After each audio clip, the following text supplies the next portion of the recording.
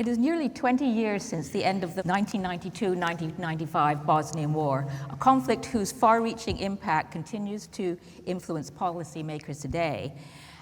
The massive intentional destruction of cultural and religious property during the war, targeting Bosnia-Herzegovina's historically diverse identity, was one of its defining features and prompted an urgent reassessment of how cultural property could be protected in times of conflict. Later prosecutions against those held responsible for the attacks led to a more definitive recognition in international humanitarian law. The destruction of a people's cultural heritage was not only a crime in itself, but also a manifestation of persecution and genocide, especially in the trials carried out at the International Criminal Tribunal for the former Yugoslavia. Initiated by Bosnian Serbs, separatist Bosnian Serbs, aided by Serbia, following Bosnia's declaration of independence from Yugoslavia, the conflict pitted separatist Bosnian Serb and later Bosnian Croat forces against the internationally recognized government of Bosnia-Herzegovina, labeled by many commentators and politicians as Muslim, as in the Muslim army or the Muslim-led government, which did not help when trying to get aid going to Bosnia. Yet the Bosnian War was not considered a religious one, although those promoting the conflict certainly mobilized the past and ethno-national and ethno-religious differences. Above all, it was characterized by the practice of ethnic cleansing to create ethnically homogeneous areas. So here's Arkan's Tigers in Bijeljina, 1992, and in a mosque. The ethnic cleansing was characterized above all by the expulsion of targeted groups, internment in concentration camps, mass murder, torture, mass rape, and the destruction of the religious and cultural symbols of the expelled population. Also notorious were the long siege of Sarajevo by Bosnian Serb forces, during which the National Library was targeted, and the extensive devastation of Mostar. This is the interior of the library, and the extensive devastation of Mostar, particularly during fighting between Bosnian Croat and Bosnian government troops over 1993, when the Ottoman Old Bridge was destroyed. During 3.5 years of war, over 2 million people, almost half the country's population, were displaced or became refugees. Nearly 100,000 people were killed, and thousands of monuments of cultural and religious importance were destroyed or badly damaged. Yet throughout the conflict, there was a large United Nations multinational peacekeeping force and international humanitarian aid presence in Bosnia. That's the center of Sarajevo, and that's the National Museum. There were two openly voiced aims in this destruction of cultural and religious property. First, to obliterate and remove from the landscape the material evidence of the expelled community's historic roots on the territory. And second, by destroying these symbols of community identity, to discourage the expelled populations from ever returning. Thus, the destruction was identified quite unmistakably by perpetrators and international observers alike as being an intrinsic part of the process of ethnic cleansing. By the end of the war, for instance, with one exception, not a single intact minaret was left standing in areas occupied by Bosnian Serb forces, who controlled 70% of the territory of Bosnia-Herzegovina. And here's the imam of the mosque after the war, showing a picture of the mosque before the war and its remains in 2000. Before and after. This is the Serbian Orthodox Cathedral, top right and after. The defining characteristics of the attack on cultural and religious property is that they were intentional and systematic, that the greater part of the destruction occurred as a result of deliberate targeting, and the most occurred far from the front lines or after fighting had ceased in areas where insecure control of the perpetrators. The types of built heritage destroyed or badly damaged were overwhelmingly religious and overwhelmingly Ottoman or associated with Muslims, though there was also destruction and damage to the Catholic Croat or Orthodox Serb heritage. Also targeted were structures with no ethno-national affiliation, but which symbolized or held evidence of Bosnia's historic diversity, such as museums, archives, libraries, and institutions, like the Oriental Institute in Sarajevo. Thus, the destruction can be seen as an assault on the physical evidence of a historic coexistence and heterogeneity. in Bosnian Serb-controlled Banja Luka, where there were no military operations at any time, 15 mosques, 12 of which were listed monuments, were destroyed. And this was the Ferhadia before its destruction, after its destruction. Then the site was leveled and the remains taken to the municipal garbage dump. This is the retrieving of the remains at Ramici in 2005, and how the site looked in 2005 before restoration or reconstruction began. This is the Allergy Mosque in Faccia before, and this is a satellite picture which was used at the War Crimes Tribunal. In October 91 on the right, you can still see the minaret. On August 92 this is of the Allergy on the right, you can see there's just an empty space. And that was the site of the mosque in 1996. This was a Catholic church which suffered the same fate.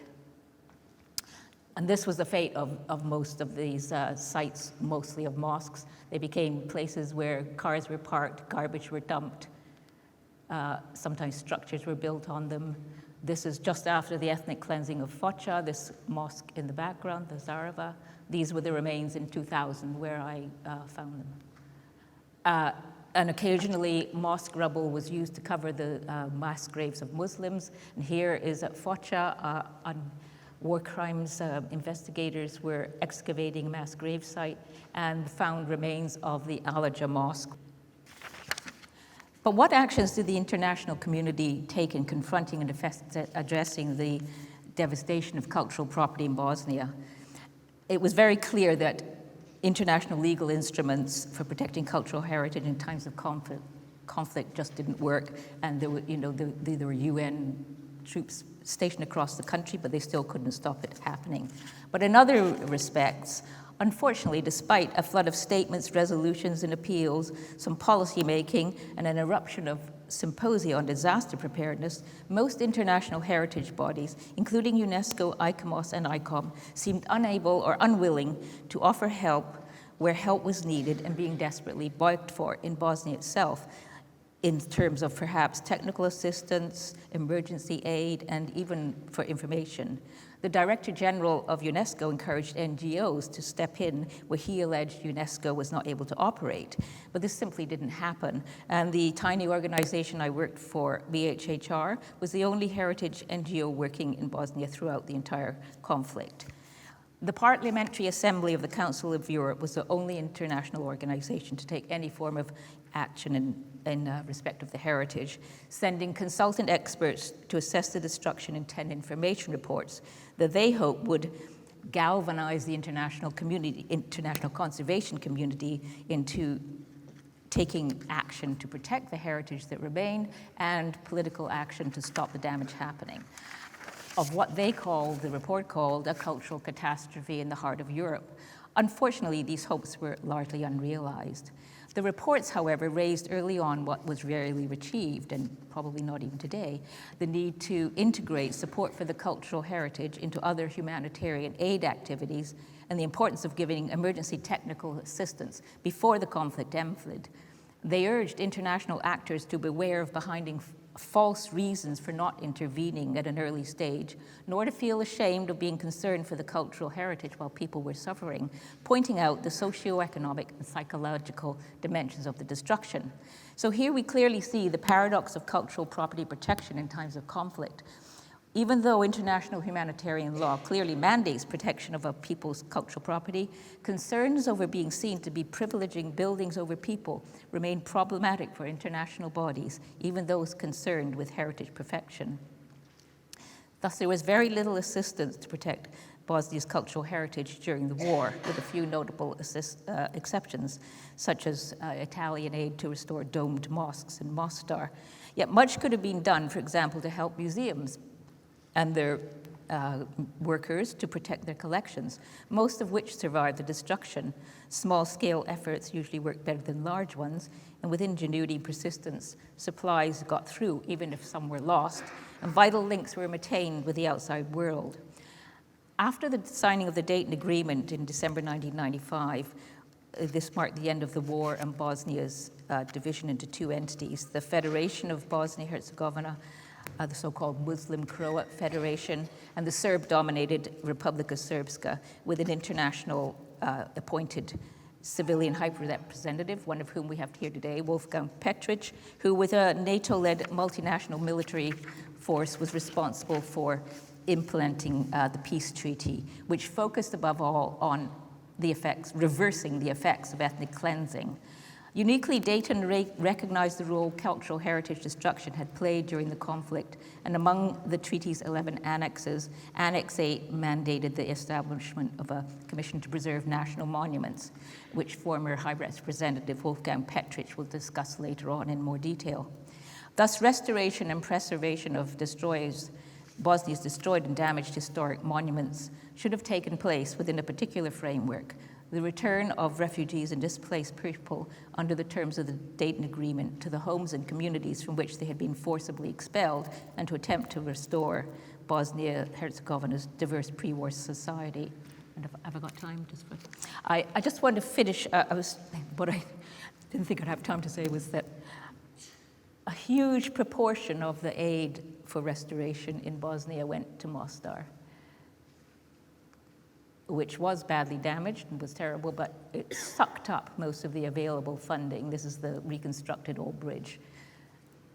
And it became a kind of, obsession of the bridge as a symbol. The bridge is a symbol of reconciliation. Mind you, whereas in Republika Srpska, the Serb-dominated part of Bosnia, where there were returning refugees, this is where most restoration actually was going on. And it was almost entirely community-based, and it never got any assistance from the international community at all, because they were basically afraid to operate in Republika Srpska. So here's some men. Here's Zvornik restoring the turbe of a sheikh. This was funded by community who were based all over the world, but they would send donations to rebuild the mosque. This is the Avdic Mosque near Plana.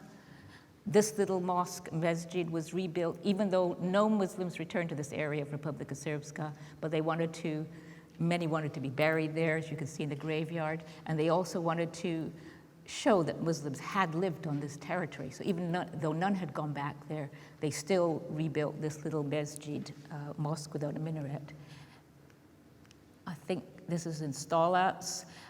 And I just want to finish with this example of how aid from the international community could have been given. Now, this is the Faccia, the Mehmed Pasha Kukovica Mosque, one of the domed mosques in Bosnia, now in Republika Srpska, Bosnian Serb-dominated territory. It was surrounded, you can see, by many historic buildings. There's the Han over on the left. But it was almost destroyed during the war. This is in 2000. Now, this was the sole domed mosque structure left in the territory of Republika Srpska. In 2000, after the war, when there was a huge international presence in Bosnia, it could have been given emergency protection. The Republika Srpska heritage people would not have been interested or wouldn't have been permitted to do anything here. The Bosnian one was not allowed to, which had been the State Institute for Protection of Monuments before the war, wasn't allowed to operate in Republika Srpska. So nothing was done. In 2004, there was a storm and the dome collapsed. So by 2008, when the Commission to Preserve National Monuments formed under the Dayton Agreement was allowed to operate there, and they received funding from the U.S. Ambassador's Fund for Culture, they gave the now very long overdue emergency protection to this structure. So for a bit of basic protection in 2000, 5 years after the end of the war, this structure would still be there. Now it's just basically a wall. Thank you.